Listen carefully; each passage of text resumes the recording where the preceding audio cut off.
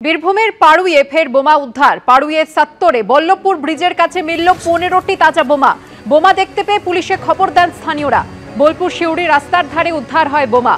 ঘটনাস্থলের কিছুটা দূরেই এক পুলিশ কর্মীর বাড়ি। এলাকা ঘিরে রেখে বম্ব স্কোয়াডকে খবর দেয় পুলিশ। পার্থ চট্টোপাধ্যায় এখনো বিধায়ক হিসেবে উনি বিধানসভায় আসতেই পারেন, একথা স্পিকারও বলেছেন। দলে ফেরানো হবে কিনা তা নিয়ে সিদ্ধান্ত নেবেন মমতা অভিষেক। প্রাক্তন শিক্ষামন্ত্রীর মুক্তির পর মন্তব্য মদন মিত্রর। আমাদের সঙ্গে রয়েছেন তৃণমূল বিধায়ক মদন মিত্র। মদনদা, পার্থদার রাজনৈতিক ভবিষ্যৎ কি? পার্থ চট্টোপাধ্যায়, তাকে কি দলে ফিরিয়ে নেওয়া উচিত? একটা কথা খুব পরিষ্কার বলা দরকার যে দলে কে থাকবে কে থাকবে না এটা সিদ্ধান্ত নেওয়ার অধিকার আমার নেই। কারণ আমি দলের 200-250 এমএলএর একজন এমএলএ মাত্র। সিদ্ধান্ত নেবেন মমতা বন্দ্যোপাধ্যায় এবং সঙ্গে অভিষেক বন্দ্যোপাধ্যায়। ও যদি চায়, আমি জানি না, পার্টির যদি কোনো আপত্তি না থাকে বা কিছু, সেটা পার্টির ব্যাপার, কিন্তু স্টিল এমএলএ। এবং আমি শুনলাম সেদিনকে এই স্পিকারও বলছেন যে এমএলএ হিসেবে তার তো অধিকার আছে ভেতরে আসার। এখন সে কোথায় বসবে, কোথায় সিট দেবে, সেগুলো সবটাই স্পিকার এবং পার্টি নেতৃত্বের ব্যাপার। কিন্তু আমি সব মিলিয়ে খালি এইটাই বলবো যে সবটাই না হলে খুব ভালো হতো। এত টাকা পাওয়া যাওয়া বা বান্ধবীর কথা, এইসব ডিটেলসে যাবো না, কিন্তু আমি খালি এইটুকুনি বলবো, পার্থ চ্যাটার্জি, আমরা যারা একসঙ্গে রাজনীতি করেছি, একটা সময় খুবই কম্পিটেন্ট লিডারশিপ দিয়েছে। মানে এখন তারপরে ধরুন মানুষের কখন কি হয়, কি হলো, আমি তো ছিলাম না, আমি তো জানি না। গতকাল দুবাইয়ে এয়ার শো চলাকালীন ভেঙে পড়ল ভারতে তৈরি যুদ্ধবিমান তেজাস। মৃত্যু হলো পাইলটের। বৃহস্পতিবারে কয়েকটি সোশ্যাল মিডিয়া অ্যাকাউন্ট থেকে দাবি করা হয়েছিল তেজাস যুদ্ধবিমান থেকে জ্বালানি লিক করছে, কিন্তু কেন্দ্রীয় সরকারি সংস্থা পিআইবির তরফে সেই অভিযোগ খারিজ করে দেওয়া হয়।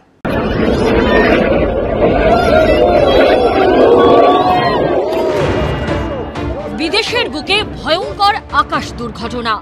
দুবাইয়ে এয়ার শো চলাকালীন এভাবেই ভেঙে পড়ল ভারতে তৈরি যুদ্ধবিমান তেজস। দাউ দাউ করে পুড়ে ছাই হয়ে গেল আস্ত বিমান। মৃত্যু হলো বায়ুসেনার পাইলটের। স্থানীয় সময় শুক্রবার দুপুর 2:10 দুর্ঘটনাটি ঘটে। কি কারণে ভারতে তৈরি এই যুদ্ধবিমান ভেঙে পড়ল তা এখনো জানা না গেলেও ভিডিওতে দেখা যাচ্ছে আচমকাই নিচের দিকে নামতে নামতে মাটিতে আছড়ে পড়ে যুদ্ধবিমানটি। সঙ্গে সঙ্গে আগুন ধরে যায় বিমানে। কালো ধোঁয়ায় ঢেকে যায় গোটা এলাকা। আগুনের গোলা তৈরি হয়।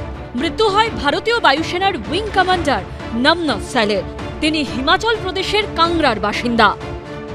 দুবাইতে যে প্লেনটা ক্র্যাশ হয়েছে তেজস, এটা ভারতের জন্য একটা দুর্ভাগ্যর কথা নিশ্চয়ই।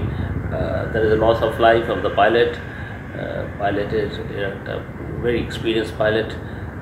এছাড়া তেজস এয়ারক্রাফটের কিন্তু একটা খুব নেগেটিভ পাবলিসিটি হয়ে গেল। যুদ্ধর জন্যে, এক্সপোর্টসের জন্য যেটা ভারত চাইছে, সেটার জন্য কিন্তু একটা নেগেটিভ পাবলিসিটি হলো। যুদ্ধবিমান তেজস ভারতীয় বায়ুসেনার অত্যন্ত গুরুত্বপূর্ণ অঙ্গ। রাষ্ট্রায়ত্ত সংস্থা হ্যালের তৈরি তেজসকে নিয়ে বায়ুসেনার একাধিক পরিকল্পনা রয়েছে। দেশীয় প্রযুক্তিতে তৈরি এই যুদ্ধবিমান ওজনে হালকা, আয়তনেও অনেক ছোট। সুপারসনিক গতিতে উঠতে সক্ষম। প্রথমে সিঙ্গেল সিটার মার্ক 1 ও পরে অত্যাধুনিক রেডার সিস্টেম, ইলেকট্রনিক ওয়ারফেয়ারের প্রযুক্তি সহ মার্ক 1 ভার্সন তৈরি করা হয়। ভারতীয় বায়ুসেনা ও নৌবাহিনীতে তেজসকে অন্তর্ভুক্ত করা হয় 2015 সালে। এহেন যুদ্ধবিমানের ভেঙে পড়া নিঃসন্দেহে বড় ধাক্কা। সিঙ্গেল ইঞ্জিন এয়ারক্রাফটে কি অসুবিধা, যে একটা সিঙ্গেল ইঞ্জিন যদি ডাউন হয়ে যায় আর একটা ইঞ্জিন কিন্তু সে সাপোর্ট দিতে পারছে না। কোনো কারণে যদি ইঞ্জিন সিজ হয়ে যায়, সেখান থেকে কিন্তু মানে ওই অল্টিটিউডে এয়ারক্রাফট কিন্তু উপরের দিকে উঠবে না। টোটালি লস অফ কন্ট্রোল বা আপনার হাইড্রোলিক ফেলিওর অথবা ইঞ্জিন ফেলিওর যদি হয়ে যায় আর সুপারসনিক স্পিডে যাচ্ছে, সে কিন্তু ফ্রি ফল হতে বাধ্য। এটা গেল টেকনিক্যাল এরার। আর একটা যদি হিউম্যান এরার যদি ধরেন, হিউম্যান এরারে এইখানে থেকে যদি ডাইভ কন্ডিশনে গিয়ে ও কিন্তু যদি রোল করতে চায়, যে অল্টিটিউড কিন্তু খুব কম ছিল, সেখানে যদি পাইলট ডাইভ করে নিচের দিক দিয়ে ঘুরতে চায়, তাহলে কিন্তু একটা বিরাট বিপজ্জনক। দুবাই এয়ার শো বিশ্বের অন্যতম গুরুত্বপূর্ণ ইভেন্ট। এখানে বিভিন্ন দেশের বিমান নির্মাতা সংস্থা অংশ নেয় বাণিজ্যের উদ্দেশ্যে। যুদ্ধ বিমান তেজাস এই এয়ার শোতে অংশ নিয়েছিল, আর সেখানেই ভয়ঙ্কর ঘটনা ঘটল। যখন লো লেভেলে একটা এয়ারক্রাফট ফ্লাই করে আর ম্যানুভার করে, যদি কোনো গন্ডগোল ঘটে ওটাকে কন্ট্রোল করা খুব মুশকিল হয়ে যায়। যদি এয়ারক্রাফটটা একটা হাই অল্টিটিউডে এইসব করছে, আর তখনও পাইলটের কাছে রিঅ্যাকশন টাইম থাকে, আর ও চেষ্টা করছিল নোজটাকে একটু ওপরে করার জন্য যাতে ওপরে চলে যাবে, কিন্তু সেটা পারলো না। রিঅ্যাকশন টাইমটা অনেক কম ছিল, যার জন্য প্লেনটা ক্র্যাশ করে গেল। দুবাই এয়ার শো চলাকালীন বৃহস্পতিবারই কয়েকটি সোশ্যাল মিডিয়া অ্যাকাউন্ট থেকে দাবি করা হয়েছিল তেজাস যুদ্ধ বিমান থেকে জ্বালানি লিক করছে, কিন্তু কেন্দ্রীয় সরকারি সংস্থা পিআইবির তরফে সেই অভিযোগ খারিজ করে জানানো হয় অভিযোগ সম্পূর্ণ মিথ্যা। তেজাস যুদ্ধ বিমানে কোনো যান্ত্রিক ত্রুটি নেই, সাধারণ ড্রেনেজ প্রক্রিয়ার কারণেই তরল বেরোচ্ছিল। এরপর শুক্রবার তেজাস দুর্ঘটনাগ্রস্ত হয়। দুর্ঘটনার কারণ খতিয়ে দেখতে কোর্ট অফ ইনকোয়ারি গঠন করেছে ভারতীয় বায়ুসেনা। 2023 সালের 25শে নভেম্বর প্রধানমন্ত্রী নরেন্দ্র মোদী তেজাসে চেপেছিলেন। 2024 সালের মার্চে রাজস্থানের জয়সালমেরে ভেঙে পড়েছিল যুদ্ধ বিমান তেজাস। 1 বছরের মাথায় ফের দুর্ঘটনাগ্রস্ত হল তেজাস। মৃত্যু হল বায়ুসেনার পাইলটের।